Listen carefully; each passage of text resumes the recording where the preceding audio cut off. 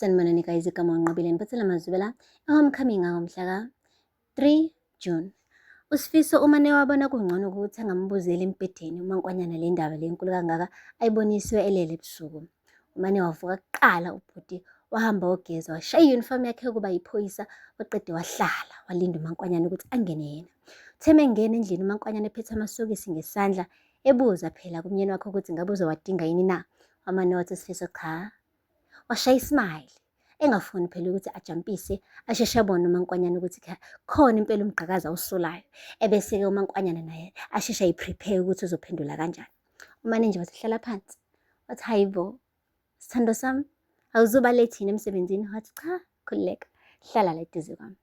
Eyi umaNkwanyana wayitshela ukuthi umyeni wakhe uzama ukuba lavi-davi kuyena kanti akabuzanga elangeni. Uthe esehleli phansi wambamba ngesandla umsondeze eduze uSifiso. Guys, umaNkwanyana wazizwa ethokomele, wazizwa ethandwa uNtombo, kanti akazi ukuthi khona ukumsina kumjeqeza. Uthe suka lapho uSifiso wathi ngizokubuza umbuzo wodwa la sithandwa sami. Akukhathalisekile ukuthi lo mbuzo uphendula kanjani. Into engiyifunayo nje mina iqiniso qha. Ukhumbule ukuthi mina ngizokweseka kunoma yini ongiphendula ngayo. Waqala-ke wahlahla amehlo-ke manje-ke umaNkwanyana wathi uthini lo mbuzo? Wathi ngabe ufakile yini ushevu esiphuzweni kasikazi ethu? Hayi, asidedele isandla sikaSifiso esishesha kwangathi sinelahle elivuthayo. Wathi uthini? Uthini kumina? Wathi ngizwe kahle. Ngibuza ukuthi ngabe ufakile yini ushevu esiphuzweni sikazi ethu? Wathi ungayisho kanjani le nto kumina? Angithi wena waziyo kahle ukuthi mina bekunzima kanjani ukuthi ngamukela ukuthi ulethe unkosikazi wesibili la ekhaya kodwa ngamukela. Manje ngayenza ngampela uthi ngayenza kanjani mina? Buka manje onyusa umoya uyathetha. Ngikhuluma nawe phansi ngomoya opholile. Angazi indabule kangaka mina ngicela nje impendulo kuphela namanje akangiphenduli. Ngabe ufakile yini ushevu esiphuzweni sikazi ethu? Amane wathi hamba uyofa Sifiso. Waqeda wathatha lamasokisi akade waphethe omshaya ngabusweni waphuma-ke guys uNtombo. Ukuchaza khona ukuthi ngempela-ke uyenzile lento, uhluleka ngisho nanokuthi athi yebo noma cha. Guys, uthe ephuma ngomnyango umaNkwanyana uvalo bekuthi aphume ngomlomo. Qinisa ugirl. Akabanga sapholisa amaseko. Uyibonile indlela eyale okuhambeni iklinikhi eyokhuluma phela noNesithando. Lo phela kwakuyena wamvuvuzela lo mqondo ukuthi-ke makabaphoyizeni uzethu ukuze aphuthe usuku lakhe lomshado. Guys, theme ngena laphaya okuhambeni iklinikhi. Uye kuphindile wabuza ukhona yini uThando? Ukhona yini uThando? Wathi uphindile hayi usabhizi kodwa ahamba ombheka ngale. Guys, uzuvula isicabha eshesha. Wathi Thando. Wathi yini? Wathi uSifiso seyazi, uSifiso seyazi. Wasuka umama ngenyawo noThando. Wathi waze kanjani? Wazini yini ayaziyo? Wathi Thando ungibuzile ukuthi ngufakile yini ushevu esiphuzweni sikazi ethu. Angazi noma uzethu yini lo omtshelile. Wathi wathini wena? Wathini? Wathi ngiphikile kodwa ngiyabona manje ukuthi sekuyisikhathi sokuthi ngimane ngimtshele lonke iqiniso. Phela mina umyeni wami uyiphoyisa, vele umsebenzi wakho ukubamba igebengu uzongibamba. Wathi ungalinge umtshele uSifiso. Usho kahle umyeni wakho uyiphoyisa okusho khona ukuthi uzongibopha mina. Ngikwazi ukulahlekelwa umsebenzi mina ngenxa yakho. Wathi ngeke yabona Thandona lento isimane yahamba yakude kakhulu kumele. Wathi ngithe azolinga ungibhedele mina. Ngithi ngithini kwena? Ngithi awuzumtshela uSifiso. Ngizwa hayibo guys uThando wanyanya uThando kwaphela ukuthi umngani nomaNkwanyana waze wathi kuyena guys. umaNkwanyana nomane wathwala izandla ekhanda sephakathi nendawo manje. Uyafisa ukumtshela umyeni wakhe iqiniso kodwa futhi nangono uNesithando ukhala ngomsebenzi wakhe, ukhala ngokuthi uzoboshwa. Hayibo guys, kusho kuthiwa icala limbula ingubo lingene. Yabona-ke la lingenile ngaphansi kwengubo-ke leli cala because umaNkwanyana wayengayiplananga yonke lento. Ubekade eyi-victim, kuyena ohlukumeziwe okufika umuntu azofaka unyawo emshadweni wakhe. Wonke umuntu bedabukela yena, sonke besidabukela yena sisho ukuthi awukodwa uzethu nesibindi. Ngampela emazi kahle umaNkwanyana sengazi impela angena emshadweni wakhe. Manje amapleti guys ashintshile, amatafula aphendukile. Wonke umuntu-ke manje usethwesa yini icala. Guys, kupheli-ke lapho. Sifiso uhambile waya kumngani wakho uBra Mike, wayophuza utshwala, wabuza uBra Mike, "U-right ndoda?" Wazama ukuthi aphike, wathi kulungile-ke.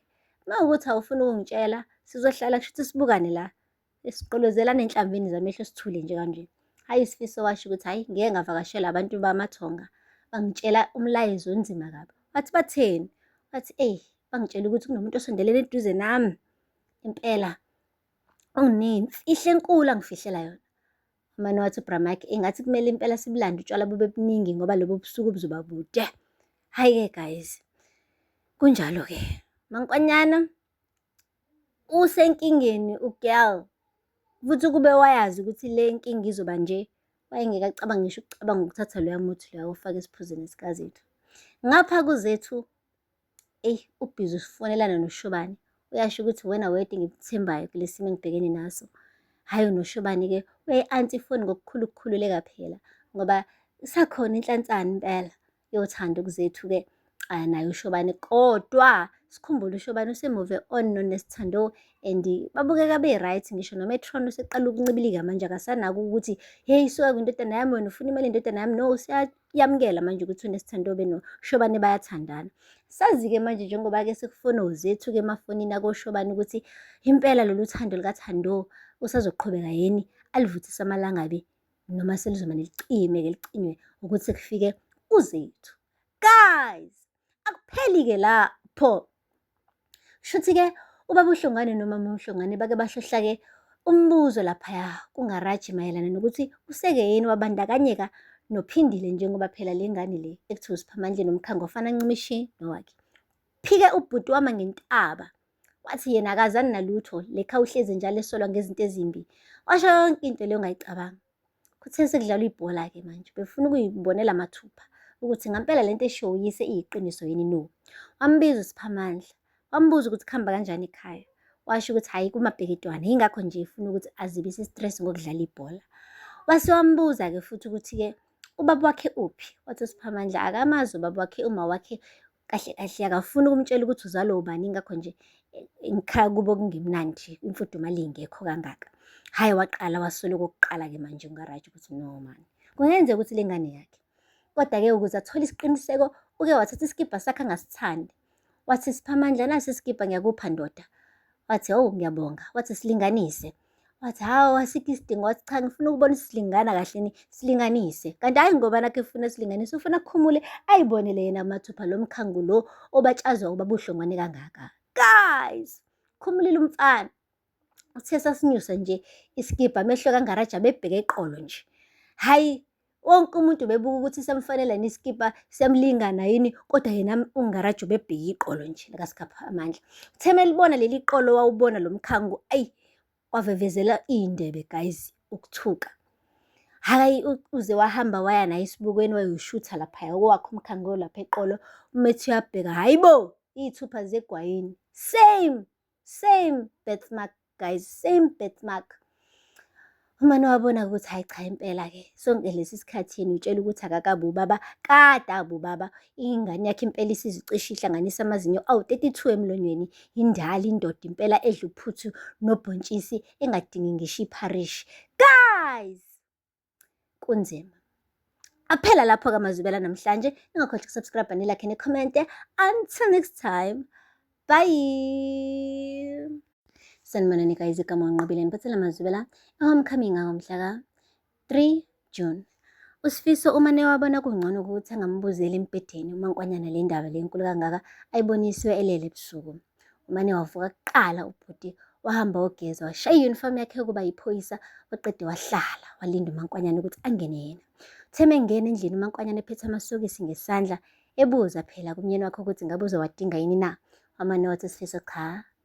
Washaya ismile engafuni phela ukuthi ajampise asheshe abone uMankwanyana ukuthi khona impela